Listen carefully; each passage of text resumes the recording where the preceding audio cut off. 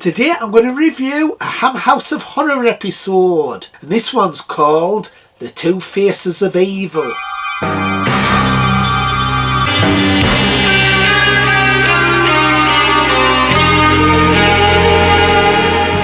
House of Horror, The Two Faces of Evil was broadcast on the 29th of November 1980. It's the 12th episode of 13 that House of Horror did. It was directed by Alan Gibson, who also directed another episode, The Silent Scream, that starred the late Peter Cushing. It was written by Ronald Graham.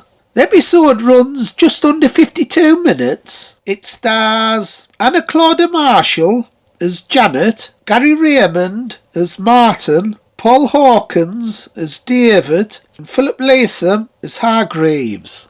So the plot of this one's all about doppelgangers. A husband and wife and their small son are travelling in a car through the country when they decide to pick up a hitchhiker after almost running them over. However, all is not what it seems, and duplicates of other people start to appear. So it's all about the horror of meeting someone who looks exactly the same as yourself. So it's similar to films like Invasion of the Body Snatchers, and it's never explained why it's happening. I think it's about aliens taking over other people. That's the impression I got. Although it's not exactly explained that they are aliens. And for me, it's one of the scariest episodes. There's a great beginning where they pick up this hitchhiker and he's wearing a yellow Mac. It's raining, and it's a really eerie scene when he attacks the husband.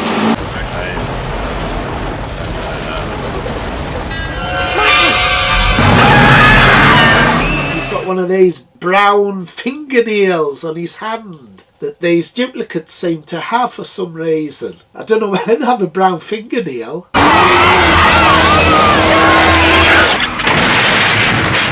Hey, Phil! Why does he have a brown fingernail? Has he had it up his bloody arsehole? They also have rotten teeth as well, so it's quite an eerie scene. So he attacks the husband and they have a car crash, and that's where the story picks up.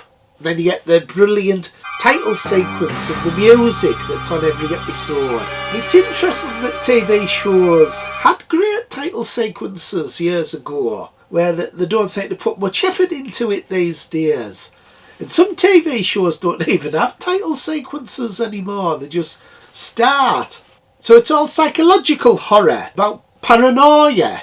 So the wife's convinced it's not her husband, but people don't believe her. And the reason why it's so successful, this story, is it's down to the performances. Anna Claudia Marshall, she's excellent in it. So she plays Janet, who's convinced her husband's not who he is. And it reminds us a lot of Mia Farrow's performance in Rosemary's Baby, where she's convinced that her neighbours and everyone are Satanists, and people didn't believe her. This is kind of the same thing. She's convinced her husband's not who he is. And she gives a great performance. She conveys fear very well with her eyes. So Gary Raymond plays Martin, her husband. He's really eerie when he's got his false teeth in, the rotten teeth, and his brown fingernail. And he plays two personalities in this story. At the beginning he's a friendly, really nice husband type of guy, until after the car crash and you know that it's not him. So he just rings a bell. When he wants things he rings it, and that's quite eerie as well.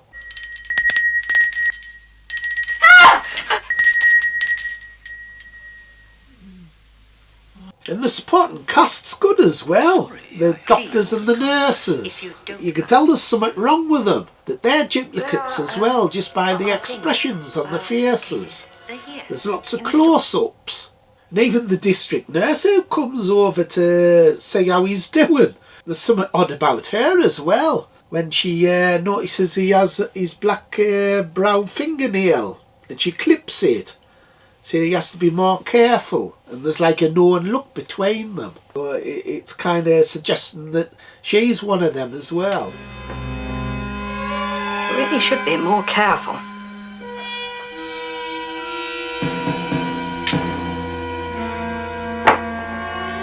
Philip Latham Raymond pops up as well as a doctor, and he gives a great speech about doppelgangers. A doppelganger, you mean? What's that? Well, that's a being from another plane.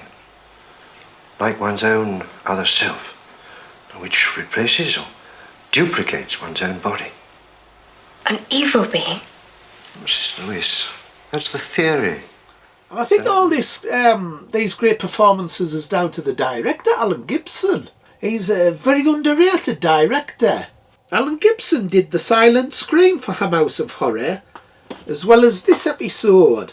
He also did some Hammer films, Crescendo in 1970, and more importantly, Dracula AD 1972, and The Satanic Rites of Dracula, which is almost a two-parter in a way. Them two films follow on from each other. He also did 3 episodes of Journey to the Unknown for Hammer. He did 10 episodes of Tales of the Unexpected. And he also did the flip side of Dominic Hyde in 1980, and another flip for Dominic in 1982.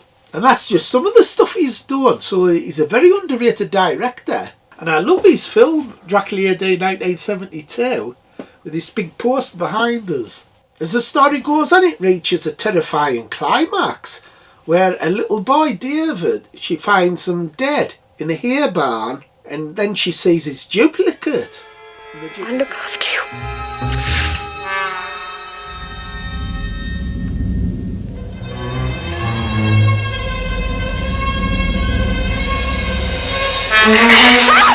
And it also finishes on a terrific last shot where she's in the back of an ambulance and you think she's getting away, but she isn't, because when she looks up she sees herself driving the ambulance.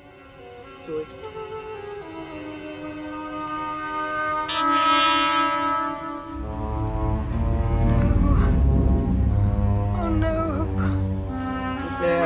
Nearly all these episodes of House of Horror have a downbeat ending. So overall, I loved this episode. I thought there was great performances. It was well directed by Alan Gibson again. And it was more psychological horror in the same way Rosemary's Baby is. So it's one of the best in the series. So out of 10, I want to give it top marks. 10. 10 out of 10. What did you think, Bones? Did you like it? I thought it was excellent, Phil. Made my bloody shit blue lights. Okay, everybody, bye. Like, subscribe and share. Bye. Bye.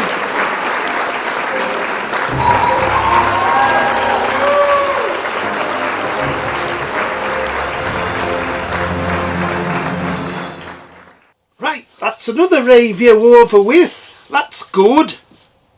Yes, but it's not over for you, my friend. Bones, help! Bones! Hey, you daft bugger. It's just Phil using a split screen. Ah, you bloody spoilt it, Bones. It was meant to be a bloody joke.